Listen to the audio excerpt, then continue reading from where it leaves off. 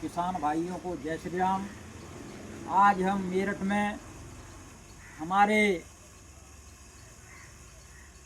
उद्यमी अमित त्यागी जी, इनके जैविक खाद के प्रोजेक्ट पर हम आए हुए हैं। जैविक खाद के संबंध में हमारे त्यागी जी आपको बताएंगे कि किस तरह से तैयार करते हैं और इसमें कितना लाभ किसानों को मिलता है, वो आप सब बताएंगे।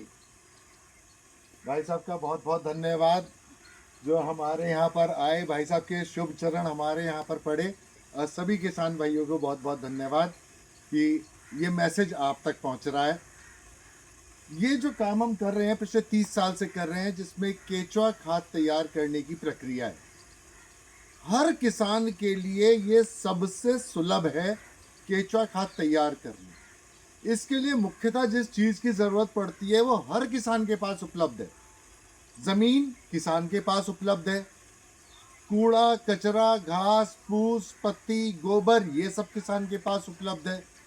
किसान को सिर्फ चाहिए एक तकनीकी जानकारी कि किस तरह से केंचुए के माध्यम से अपनी खाद तैयार करके अपने खेत को डाले। आज की तारीख में जिन रासायनिक खादों का प्रयोग कर रहे हैं उसकी वजह से जो धरती है हमारी वो धीरे धीरे बिल्कुल क्षीण होती जा रही है, इसका दम निकलता जा रहा है। ये उसी तरीके से है जिस तरीके से जो बंदा नशा लेना शुरू करता है, थोड़ी से लेकर ज़्यादा तक पहुंच जाता है और शारीरिक क्षमता उसकी बिल्कुल ख़त्म हो जाती है।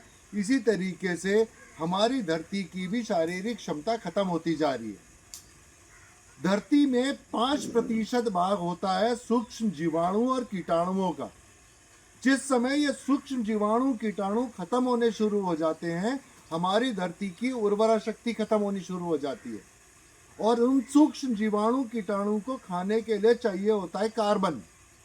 वो कार्बन जो सिर्फ जैविक पदार्थों से या सड़ने गलने वाले पदार्थों से मिलता है। रासायनिक पदार्थ तो रासायनिक कीटनाशक तो काम करते हैं सिर्फ नशे का। वो सिर्फ नशा दे के ज़्यादा एकदम से ऊर्जा भर सकते हैं, लेकिन उसी तेजी के साथ में नीचे भी आते हैं और हर साल लागत बढ़ती जाती है। अगर जैविक खाद अपने घर पे तैयार करी जाए तो ना तो खाद बाहर से खरीदने की ज़रूरत। अपने घर में अगर गाय है तो गाय के गौमूत्र से कीटनाशक अपने घर में तैयार।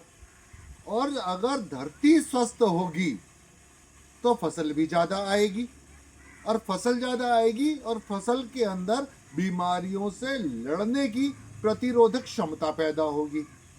तो हमारी ज़मीन ताकतवर हुई, फसल ताकतवर हुई, उसमें प्रतिरोधक क्षमता आ गई, हमारा पैदावार हो गई और जो खाना हमने खाया उससे हमारा स्वास्थ्य भी बेहतर हो गया। तो एक छोटा सा कार्य है बस।